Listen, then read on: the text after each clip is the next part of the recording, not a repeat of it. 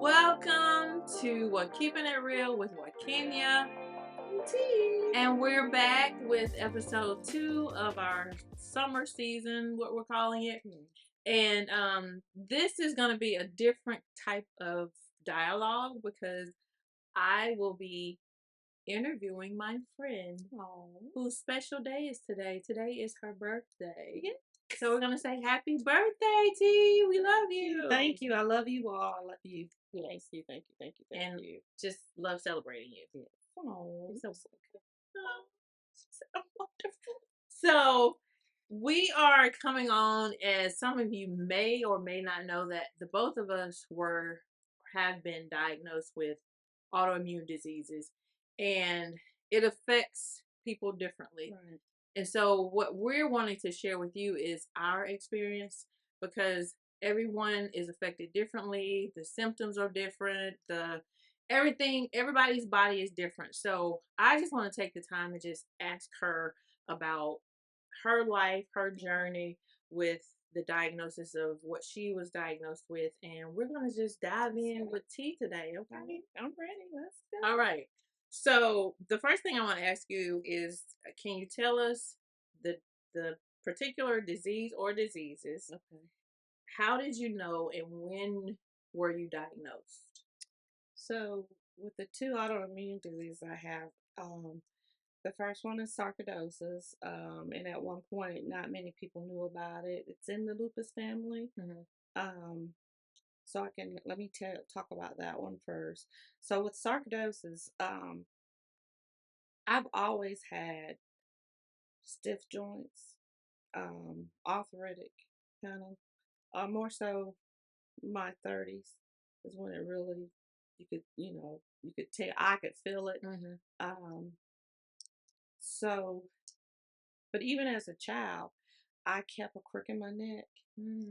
and I had several tests done. I've had I don't know exactly what it's called, but they put the electrodes in your head and all that. I've done all the stimuli tests, even as a child, at Martin Army, and they didn't know what it was. So you do go in crisis, even though they didn't know at the time. So sometimes it's really bad. Sometimes I was just that typical tomboy because I was a tomboy. Right. Um, so it was, I'm going to say it was probably right between 29 and 31 when I was originally diagnosed Right. with the sarcoids. And what happened was my mouth locked up. And every morning I get up and literally could not open my jaws. Mm. And this was at the age of in between 29 and I don't remember if it was right before I had Jasmine or right after I had Jasmine. Okay. So yes, I had the jaws would just lock up and literally couldn't open, and my husband Albert would, like, and he. Mm-hmm. And I would feel something running actually in. So, of course, I went to the dentist, Mm-hmm. go back to the dentist, go back to the dentist. Then they send you to a specialist. Then I went back to a specialist. Well, they put you on all these and it wasn't doing anything. So, went to the last dentist and he set up with me, told me, you need to go see your doctor.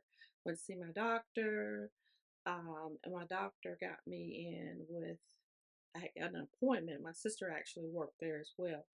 Got me an appointment with a lady from Emory, Mm-hmm. and she was actually coming to Columbus Clinic at the time.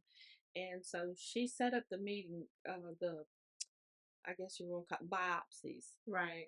before she even met me or I met her.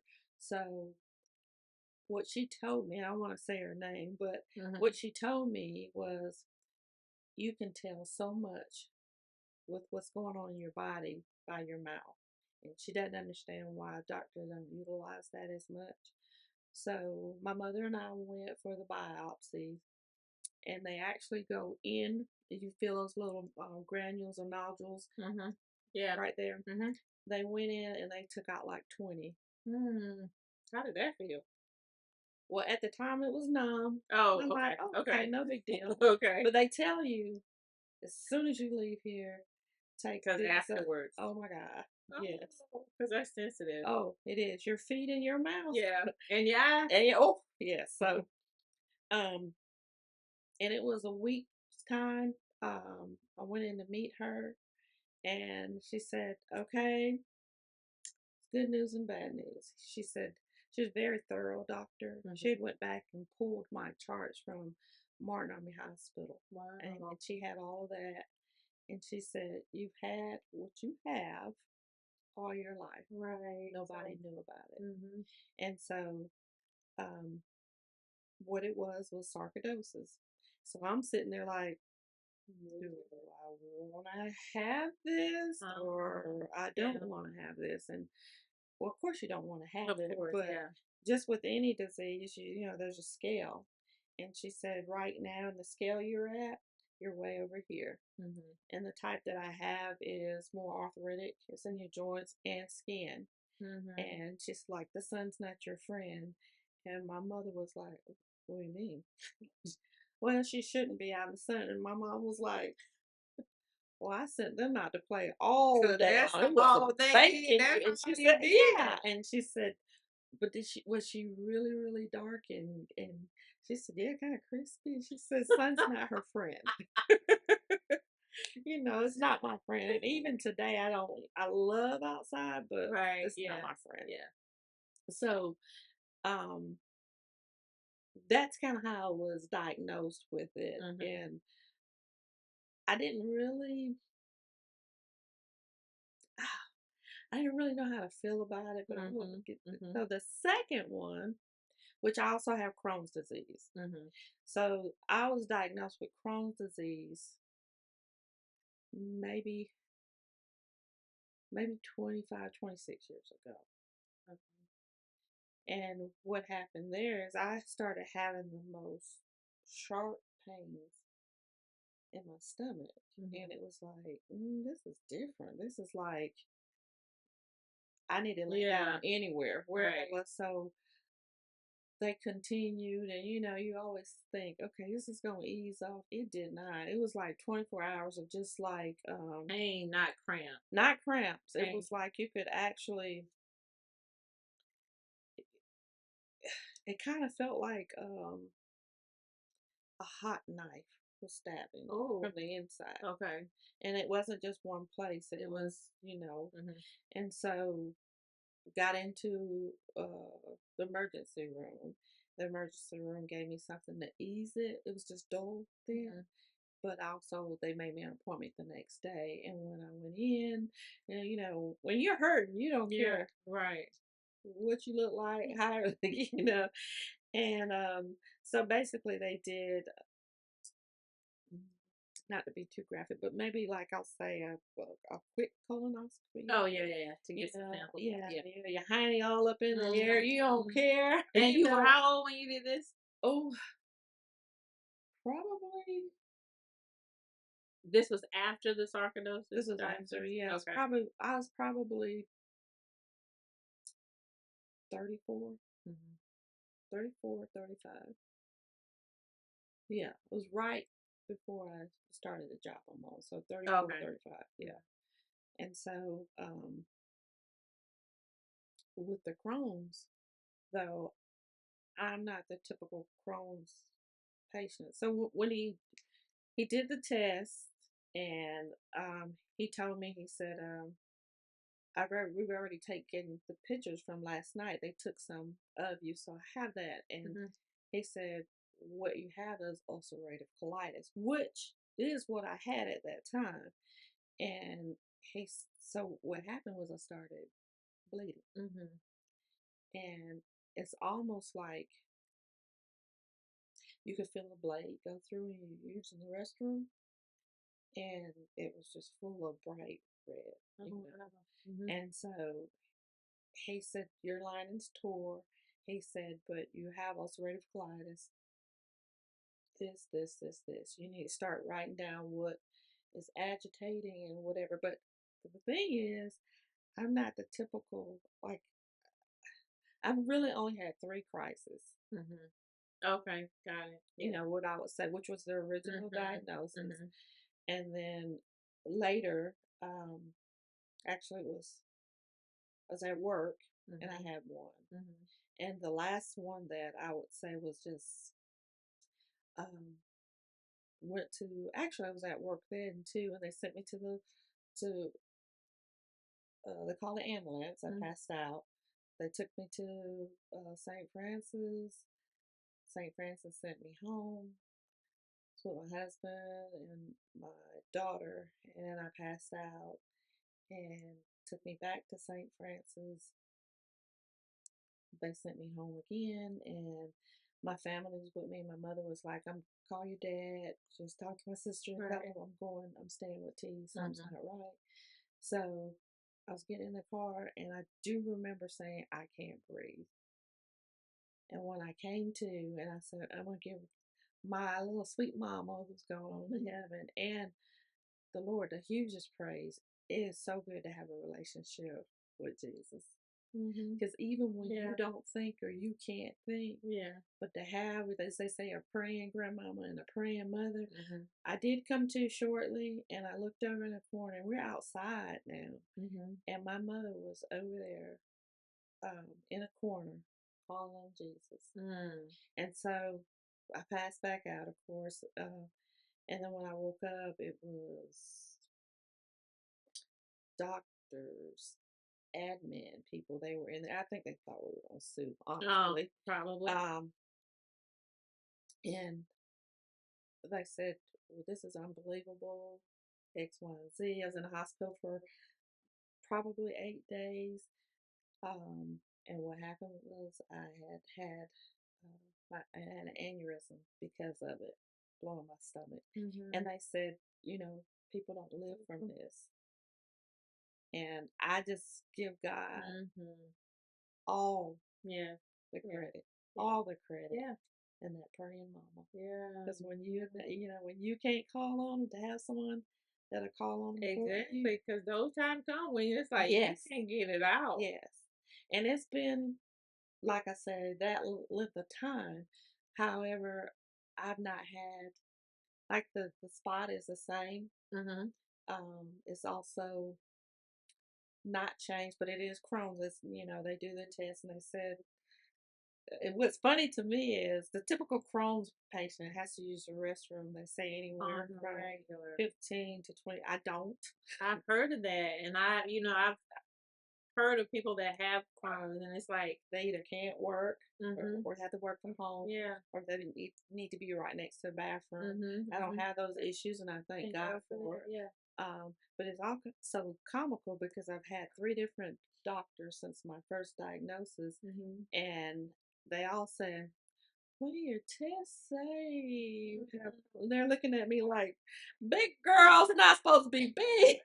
You're supposed to be slim." Yeah, I was going to say the people that I know, Right. they can't keep Right. any weight on Can't keep them. right. Well, I Yeah. don't have that problem. So it's a blessing Mm-hmm. that I don't have it to that degree. Right. But it does, and it can affect your stomach in other ways Okay. that you don't see. Right. Right. That you don't see. So, Oh wow. Wow. So what has it been like? Well, you said what your response was because it was like, not really knowing. so I'm You know, I have a friend that, she's very detailed. She's gonna go do her research. She's Mm-hmm. gonna do this so you know what you're dealing with. And Mm-hmm. most people are somewhere in between there. Mm-hmm. And I'm on a whole different scale. It's like, you told me what I had. I done told Jesus about it, or he already knows. Right. I don't want to know because I don't want to live in the flesh. Right. And live in the fear of what if. Yeah, because you have to know. So my one of my weak points is when I know things, I want to fix it. Mm-hmm. I want to fix it for my friends. I want to fix it for my family. Mm-hmm. And so to know that it's something that I can't fix, yes, I can eat in a way that, it might not be, but I just don't want to know.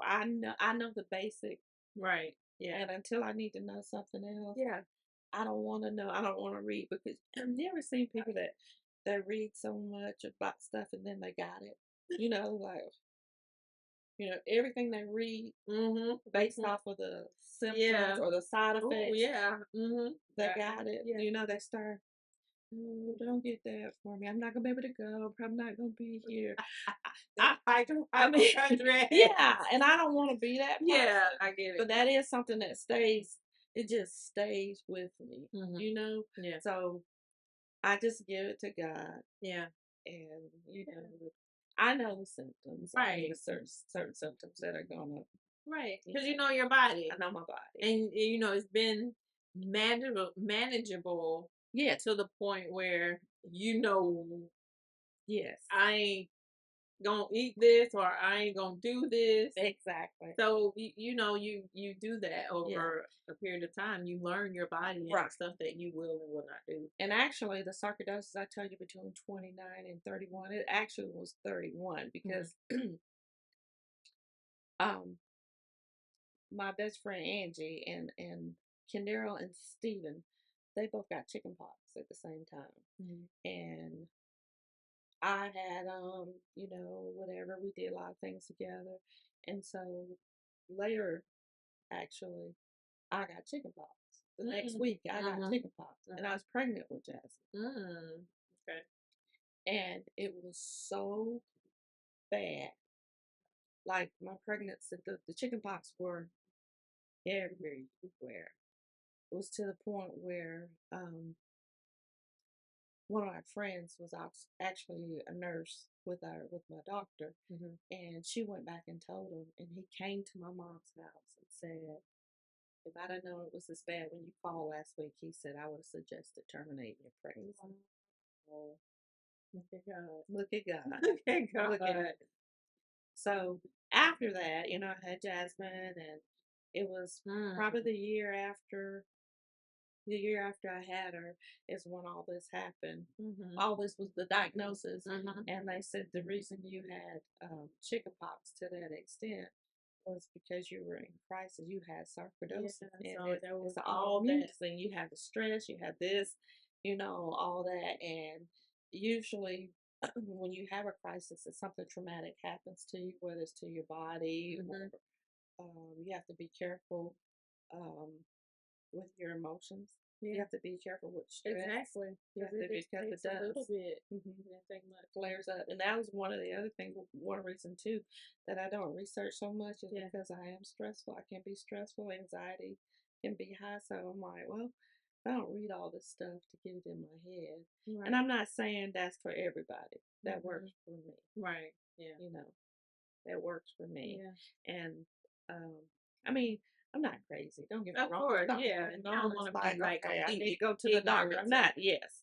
But to stress myself out unnecessarily for me is taking years off of your life. It takes years off instead of me living. Yes. I'm just existing. I'm just reading what could happen, what may be happening, what may be the cause of this, what may be, and it just takes a lot. It takes giving it to God, knowing your body. Yeah. Okay. Instead of me drinking so much milk or eating so many tomato-based products, whatever that could be, right. Breathe, meditate. You have to just know what works for you. Yeah. And being a research analyst does not work for me.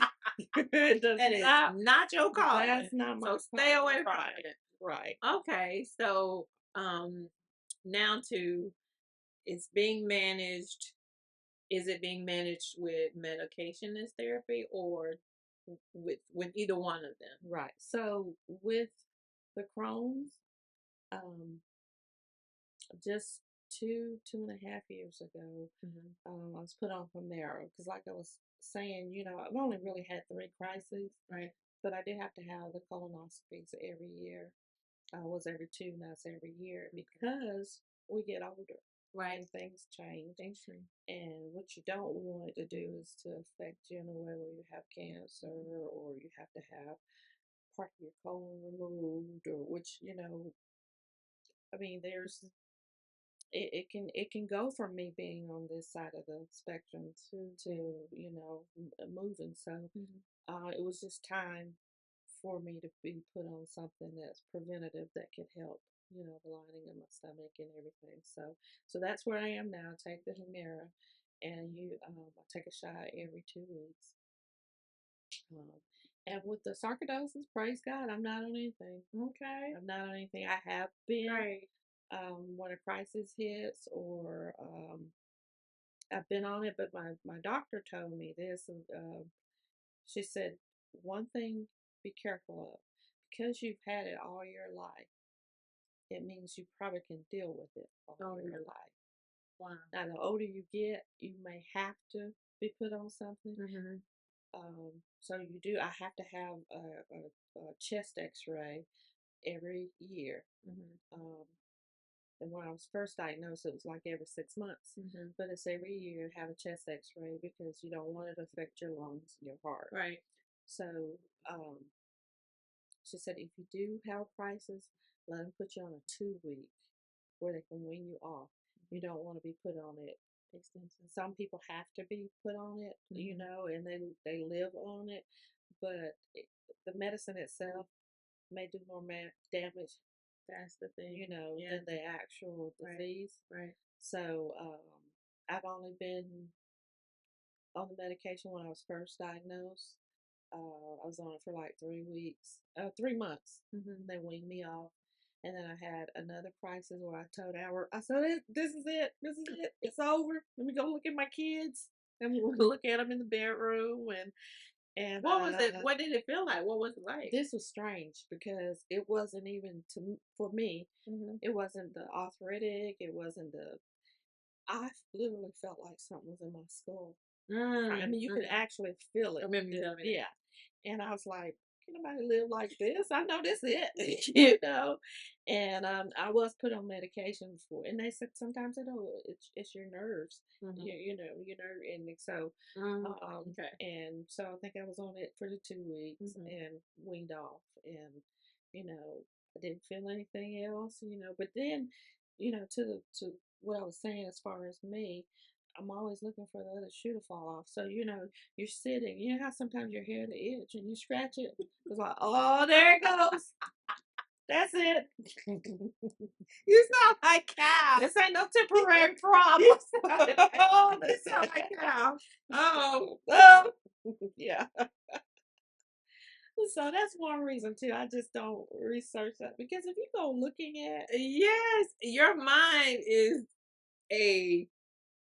the mind is powerful. Exactly. In a positive and a negative. So the thoughts. So yes, if you feed on what is not good, exactly, that's what's the gonna possibility. yes. Have you ever, like, your eye twitches? Uh-huh. Am I having a And you stroke? remember that you read that somewhere, and you're like, oh, this is it. This is stroke. This is this. So your mind does play tricks on you. It does. And it's like, It's almost like flesh, you will the not mind win. is such a powerful thing. It's like this morning, I knew I had unplugged my hot curler. I knew it. I left here, got up the street, getting ready to turn right, and I said, "Did I unplug my hot curler?" Exactly. Knew I had, but that thought, for whatever reason, was there, and it's like, come back to the house, go upstairs. Hot curler's unplugged, but where did that come? Why does that happen? Where that doubt comes? Yeah, Yeah. exactly. Yeah. That flesh, I'm telling you, will make you. Oh my god. Yes. Wow. Yes. Okay, so we come to this point. So I don't think I've ever asked you,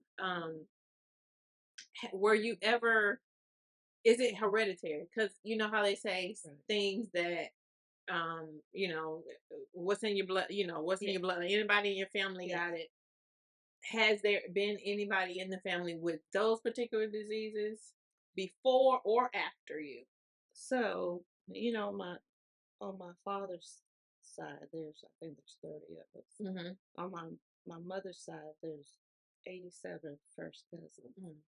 And to my knowledge, not one. Wow. Not one. Mm-hmm. And I'm thankful and grateful, and I pray that it stays that way. Right. But Not one. The only person that I even know that has stomach issues, my oldest aunt, and she's 90 something years old, praise God, and she has some stomach issues, Mm-hmm. but not the Crohn's and not the sarcoidosis, not the lupus. I Right. don't know Yeah. Yeah. anyone that has it. Mhm. Well, I mean, looking at someone who has an autoimmunity, you don't know No. what you don't know. Yeah. They look normal. Yeah. You look normal. You are normal because Right. you are Thank favored. you. You are Thank blessed you. and highly favored. Okay, That's right. but wouldn't know. But I'm sure that there are days that you probably Oh, don't feel like you yes. looking your best, Yeah. but then you really don't feel like it, but you push through. Yeah. Because you start to have a coping mechanism. Like when I get up in the morning, I sling my legs over, and I'm like, okay, Lord, it's me and you because I'm still. Um, Because you lay like that all night. mhm, So my joints are very stiff. mhm. And I'm not going to say I'm not in pain, Right. but I have to get up and I have to get going. If I Mhm, sit a certain way, if I put one leg up under me and I'm reading or whatever, mhm, when I try, mhm. unfold Yeah. that chicken leg, that chicken wing, it's like, ooh, okay, I know I'm gonna be all right. But it honestly really takes me about 30 minutes for it to Uh-huh. subside. Right. So getting up in the morning, but once I get going, I'm fine. Mhm, You just have to learn to cope with it. And what do they say? Weeping may endure for a night, but joy come in the morning. mhm, We have to take that turn literally about everything we do. mhm, You know, mhm, yes, okay, mhm. I'm stiff, I'm whatever. But when I get Yeah. going, okay, all Yeah. right, Lord, I'm ready. Let's go, Right. let's go. So, yeah, it does bother me. The stomach issues, I just really have to, I mean, give God all the credit. I mean, like I said, I've only really had three major crises. Mhm, Have I had a stomach hurt sometimes? Yeah, yeah, mhm. but it's nothing I can't deal with or cope with. Right. It's nothing that I'm gonna say, oh, I ain't feeling good today or Mhm, whatever. I mean, you've been because we work together. I was like, mhm, sometimes my stomach bothering, but mhm. we keep going Yeah. on, Yeah. Yeah. Yeah. whatever. So, no, I just push. You just push through, Yeah. and every day I truly give God the credit. I give Him the blessing, the honor, and the praise because I know it's Him. Mhm. Because the man may say no, but God say yes. And Man may say you're sick, but God say you're you're healed. healed. That's And right. so I just walk in that. I walk in there. I got That's stuff to it. do. That's I right. got things to do. I Yeah. got He got stuff for you He to got do. stuff for me to do, Right. and so I will say this to you guys. So, if anybody's going through this, don't beat yourself up. Don't get Mhm, depressed. Speak the word over your life. Speak the word over your life. It's mhm. there for a reason, and I Right. promise you, there's things that you. I mean, if you've been diagnosed or if you feel a certain way now, speak the word over your life. And when you can move, get up and move. And give him some praise, give him some, Mhm. and go live. Yeah. Go Yeah. live and stop waiting for the shoe to fall off. I've done it before, Yeah. Stop waiting for it to fall off and go. Put both of them on. Tie them up tight and move on and praise the Lord. Amen. Yes. And And live. you just answered my last thought. I was Oh, gonna I'm ask sorry. you. What? No, it's good. I was gonna ask you, would you like to share some closing thoughts and something that you like to share with the viewers, and you just did, and that thing just came on outside. It did then. Okay. So y'all, Okay. so the pressure washer just came on outside. So we're ending this at the perfect At the perfect. time. I do want to say one more thing. Yes. Don't feel like you have to, whatever you may be going through, whatever degree it is, don't feel like you have to go through it alone. Tell somebody how you feel. Yes. Tell somebody the differences you may feel. Tell somebody when you're not feeling your best, say, I'm not feeling my best today. Mhm. You're not looking for an excuse, you're not giving an excuse.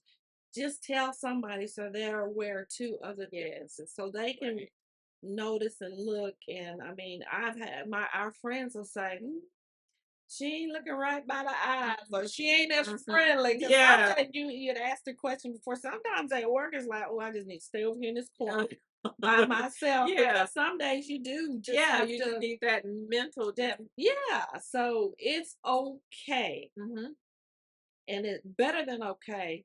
Share it with your loved ones so that they can be on the lookout too for some things that different. Just in case you are a little stubborn like I am, and you don't want to share with people, they'll know what to look for and say, let me keep my eye on her. I ain't gonna say nothing to her or keep my eye on him. It's okay. Say, you okay? Yes. That right there can do a lot. Do a lot. Absolutely. Absolutely. And that's all I want to say. Okay. This was so good. Yeah. So, like I said, we tried something a little different today, and we hope that I know that you got something from this. And like, I go back to the very first episode when I said, there will be things that we will share about ourselves that people may not realize. Oh my gosh, I didn't know that about her. Right. These are some of the things I'm talking about. So, this is us keeping it real, and we're going to continue to keep it real because we're about being authentic and giving you us. That's right. We're perfectly imperfect. That's right. And we're authentically real. We can't give you anything else but who we are. And just know we're going to keep it real with Wa-Keepin and T. See you later. Don't forget to like, subscribe, and share, and hit that bell for notifications.